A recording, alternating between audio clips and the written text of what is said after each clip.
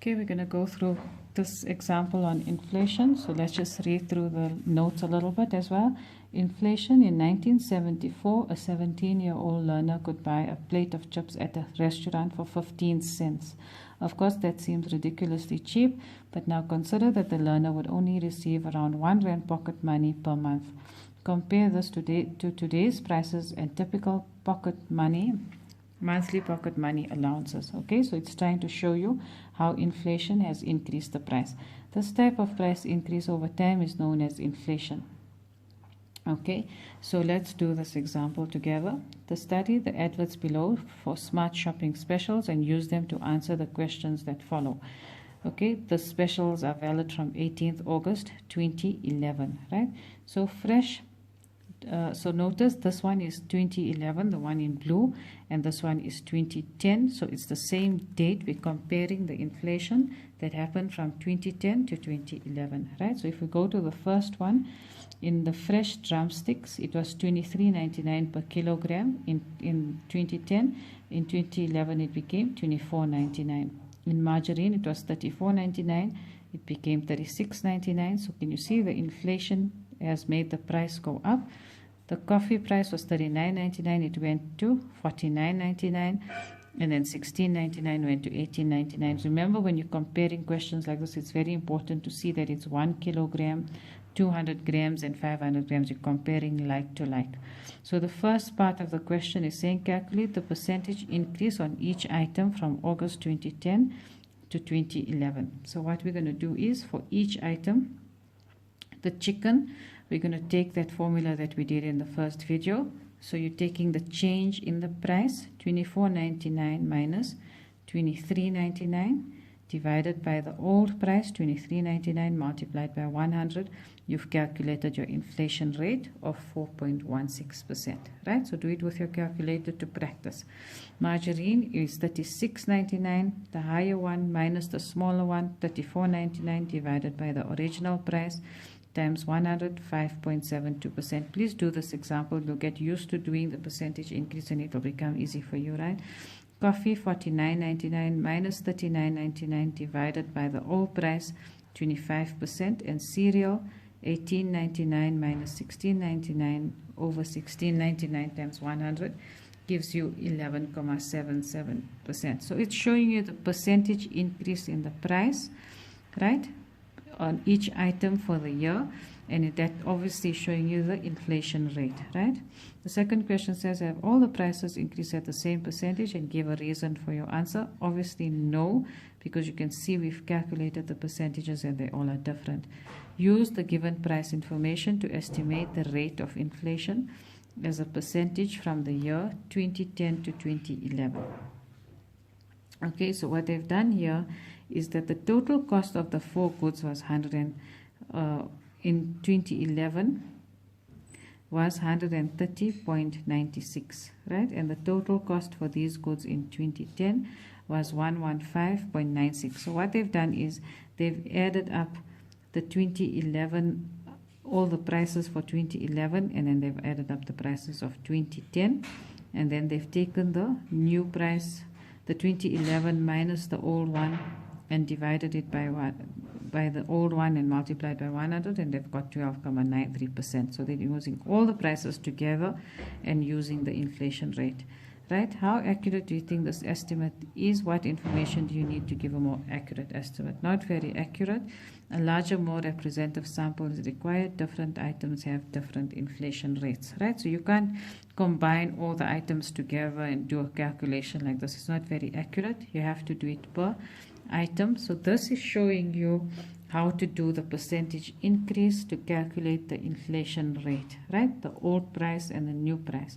And it's teaching you what is inflation, so you can understand how your price increases from one year to the next and how the price increases. Okay, I'm just looking at this one here, this example, if it's going to help you.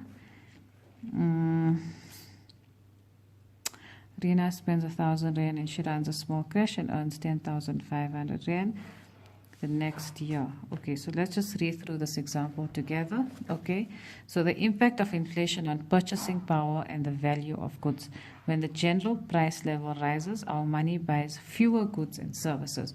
So obviously, so if you have an item costing you 10 rand in 1 year and then it's costing you 15 rand in the next year, you can buy fewer for the next year for the same amount of money, right? Our assets such as property rise in value and become more expensive. Okay, so sometimes inflation helps you. If you have an asset, the value of your property rises, so that's actually beneficial for you, right? Rina spends 1,000 rand per week on groceries. She runs a small creche and she earns net salary of 10,500 rand per month. If the inflation rate on food is 9%, what can she expect to pay for her groceries next year? So can you see you've got the amount, the first amount, and you've got 9%. So what you're going to do is, okay, now they're asking you for the whole year, and that's a monthly amount, right? She's paying per week 1,000 rand. So times 52 weeks, you're getting 52,000 rand for the year. So her new grocery bill will be 52,000 plus the 9% of 52,000 rand. So you've worked out the 9% as 4,680. You add it on, and that's your new price, right? The second B is saying, if her income remains constant, how much less will she have to spend every month? Discuss how this might impact her lifestyle. So she will have to spend 1,090 per week to buy what she buys now for 1,000 rand, right? So how did they get to that? 1,000 times 9% is 90 rand. Sorry, 1,000 times 9% is 90 rand. If we add that to 1,000, we're getting 1,090. So what they've done is, now this question was for the whole year. This question is for the week. So now she needs to spend 1,090 per week for what she buys for 1,000 rand. She will need 360 rand extra per month. So they've taken the 90 rand, multiplied it by 4, and you've got 360 rand extra per month. That means she will have 360 rand per month less to spend on other goods and services and make it harder for her to stay within her budget. Okay, so it's logical. You have to look at the question and see whether this one is based on years, this one is based on weeks, this one is based on months, and then you have to answer the question, right? If the price of a standard loaf of bread is 7.89 rand, what will it cost her to buy this bread in 3 years' time? So they're assuming that the inflation rate is 9% every year, right? That's not necessarily true, okay? Price of bread in 1 year's time, 7.89 rand plus 9% of that amount would give you 8.60 rand. So if I show you the shortcut way, right? You don't have to do a formula and all those kind of things. So you're taking 7.89 rand and you're multiplying it by 109%, you're getting 8.60 rand, right? Then you're taking 8.60 rand, multiplying it by 109%, you're getting 9.37 rand. And you're taking 9.37 rand and you're multiplying it by 9%, and you're getting,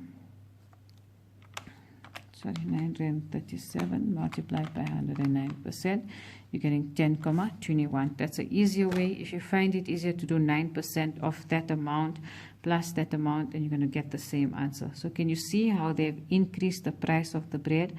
9% for the first year, then they took that price, and 9% for the second year, and then 9% of the third year. So what does this remind you of? Compound interest, right? Why compound interest? Because you're taking the new value and multiplying it by the inflation rate. You're not using the original value. If simple interest, we would take this amount and just multiply by 9% all the time. But inflation works compoundedly, so the new value becomes compounded multiplied by the 9%, the new value multiplied by the 9%, okay? So number 2 says, property prices fluctuate annually but generally tend to increase over time, and Rena's family home is currently worth 800,000 rand. If the housing prices increase steadily at a rate of 11.2% per annum, what will her family's home be 2 years' time? So you can see 11.2% per annum, and it's telling you increasing steadily, so it means the same thing, right? The same year. So what's happening is, in 1 year's time, you're adding 11.2% onto the 800,000 is 89,000.